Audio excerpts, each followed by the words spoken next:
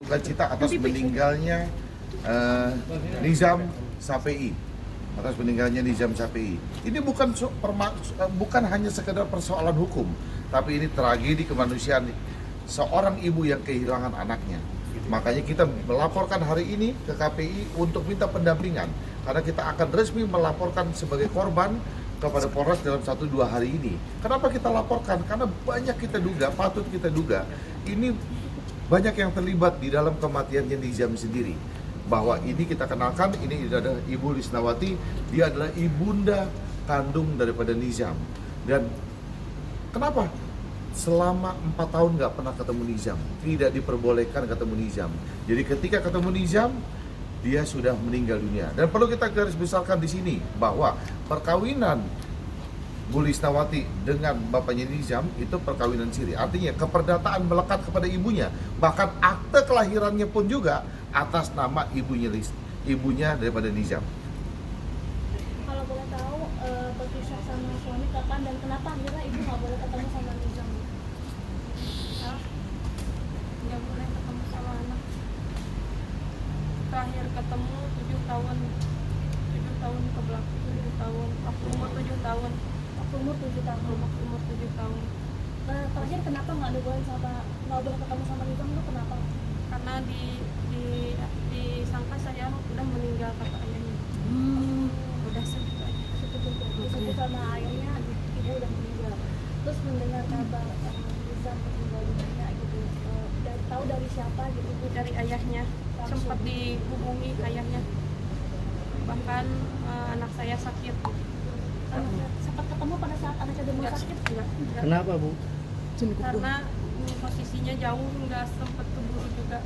Ibu di mana posisi tinggal? Posisi tinggal saya di Cianjur. Nizam di Sukabumi. Tapi selama Nizam dalam dalam pengawasan ibu barunya, ibu sambungnya ini, ibu masih dapat kabar nggak walaupun nggak pernah ketemu? Nggak pernah. Jadi komunikasinya diputus oleh pihak bapaknya Nizam Iya. dengan alasan? Saya udah meninggal, nggak tahu kenapa. Maksudnya dari bapaknya Nizam bilang ke Nizam bahwa ibu kandungnya sudah nggak ada. Ya. Kak, kan Bu, kenapa? Bu, kan sebelumnya juga pernah dilaporkan juga ya terkait setahun yang lalu kalau saya nggak salah, dan itu sepakat damai. Nah, ini memang sering terjadi adegan seperti itu apa gimana? Itu juga saya kurang tahu yang setahun ke belakang juga. Bu, Klaim bahwa dibilang TF sendiri ibu tirinya Nizam kan bilang tidak melakukan penyiraman air panas, tidak tidak memaksa Nizam minum air panas, itu tanggapan itu seperti apa? Mudah-mudahan ada bukti titik terang aja. Bahkan kita punya video sebelum kematian Nizam. Mungkin bisa dilanjutkan Teh Mira. Ya, jadi kita mendapatkan bukti-bukti baru itu dari video-video yang ada pada saat Nizam itu sebelum dibawa ke rumah sakit. Jadi pada saat dia sudah parah sekali di rumah dan ada pembiaran tidak diperiksa segera ke rumah sakit. Jadi ada 2 hal yang di sini yang bisa sebetulnya penyidik tarik, yaitu satu, bahwa Nizam pernah mengalami KDRT, pemukulan, dan sudah dilaporkan oleh bapaknya, tetapi dicabut kembali, berdamai, berjanji ibu tirinya yang itu untuk tidak melakukan lagi, ternyata melakukan lagi. Yang kedua adalah pada saat dia sekarat atau koma di rumah sakit sebelum meninggal, dia menunjuk itu ibu tiri itu yang melakukan ini, di sini dipukul, dicekokin air panas begitu. Nah, orang yang sedang sakit keras dan umur segitu nggak mungkin kan dia mengarang cerita. Jadi itu bisa dijadikan salah satu bukti untuk penyidik nanti atau dikembangkan oleh penyidik dari situ, apakah di sini kematiannya ini ada tindak pidana atau memang sakit. Karena menurut informasi ibunya, Nizam tidak pernah mengalami sakit yang parah.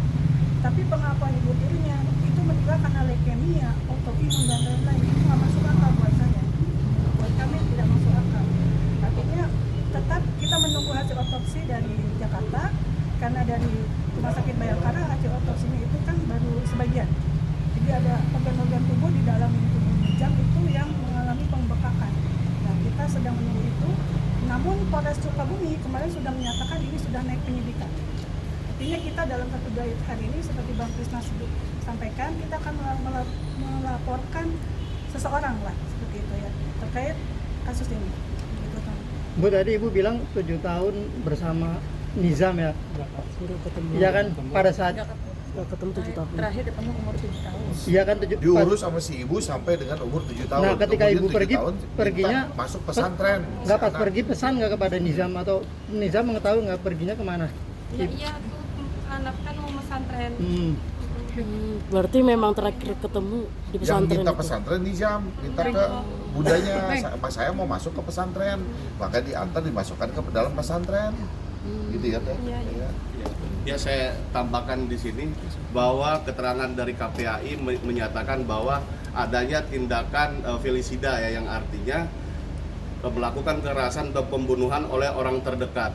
Nah di sini menarik karena kita sudah membuat laporan tadi berhubungan dengan tindak pidananya ke KPAI, disebutkan dalam laporan itu bisa sambil diperlihatkan pasal 76C junto pasal 80 yang ancaman hukumannya 20 tahun karena pemberatan yang dilakukan oleh orang terdekat. Justru maksud saya begini, artinya bahwa petunjuknya dengan dilaporkan 1 tahun yang lalu, itu kan petunjuk terjadi penganiayaan, artinya kan jelas. Nah kita lihat unsurnya lagi nanti, kita akan melaporkan dan kita akan meminta penyidik untuk memeriksa apakah ini ada penelantaran, apakah ini ada pembiaran dari pihak-pihak lain. Nah pihaknya siapa? Seperti video yang tadi disampaikan oleh Temira juga, kita akan ungkap di dalam penyidikan nanti. Karena ini videonya banyak yang kita temukan, kita dapat kiriman di video-videonya. Oke. Seru banget videonya. Bu, ini kan Ibu kan tahun lalu kan sudah ada laporan segala macam. Nah mungkin suami sempat komunikasi nggak? Apa memang benar-benar sudah putus komunikasi? Diputus komunikasinya. Yang Teh. memutus pihak suami. Tapi mengetahui nggak ada pernikahan dengan Nggak tahu juga. Tapi status Tadi pada sama usaha suami nggak sih, Bu? udah cerai Bu, statusnya sama suami pada. Udah cerai. Dia begini mas, pada saat mereka berumah tangga, dia mengalami KDRT oleh suami itu. Jadi pada saat si Nizam di dalam kandungan, dia mengalami KDRT, bahkan ada kalimat dalam bahasa Sunda kalau diterjemahkan, mati aja sekalian dengan anak kamu yang di dalam perut. Dan dia pernah juga dipotong rambutnya pakai golok. Jadi itulah yang menyebabkan perceraian mereka karena tidak tahannya KDRT itu. Dari sejak Nizam di dalam kandungan. Tapi setelah Nizam lahir, Bu, pernah mengalami KDRT juga oleh suami, mantan suami? Selama tinggal bersama nggak pernah? Selama 7 tahun itu ada usaha sih dari Iya, ibu ada buat usaha ketemu untuk- sama Nizam Ya sendiri. usaha mah pengen usaha. Apa Pengen yang apa udah dilakuin? Ya udah dilakuin. Apa usahanya Bu? Untuk Ya. ketemu anak kandungnya? Nihil, nggak susah dibawa.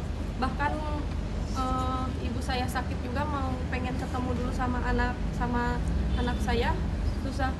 Tapi sempat ketemunya neneknya kalau nggak salah setahun yang Ya. lalu atau apa ya? 4 tahun yang lalu, enggak, 3 berapa? tahun yang lalu. 3 tahun yang 3 lalu tahun terakhir ketemu neneknya dengan Nizam. Terus Nizam minta gimana? pengen nangis pengen ikut sama neneknya, tapi susah di itu sama ayahnya, ditinggal sama ayahnya, bahkan anak Mau ikut tinggal sama neneknya. Ya, Bu, Sampai Bang, nangis tapi dari hasil pengadilan itu perceraian hak asuh diasuh sama suami atau sama ibu? Ah, bukan bahwa perkawinannya Siri. ini Oh, siri. perkawinan Oh. siri, gitu loh ya kan, perkawinan siri. Bu, Ibu ini pada kan saat datang ini kan udah lapor ke KPAI nih. Ya. Harapannya gimana nih, Bu? Apakah minta diadili seadil-adilnya Yang minta atau gimana? pendampingan atau pengawalan dari KPAI untuk sama-sama atensi dalam kasus ini gitu loh. Ya. Bang, tadi terakhir untuk ada yang mau kayak, dilaporkan. mohon maaf sebelumnya untuk barang hasil otopsi itu kan ada organ tubuh yang katanya dibawa ke Jakarta ya Pak. Ya. Itu menegaskan kembali akhirnya seperti apa saat ini prosesnya? Kita belum terima itu, kita belum dapat laporan itu. Cuman kita dengar bahwa ada benda tumpul, terus kalau nggak salah di belakang kepalanya itu ada apa? Ada retak katanya, belakang kepalanya itu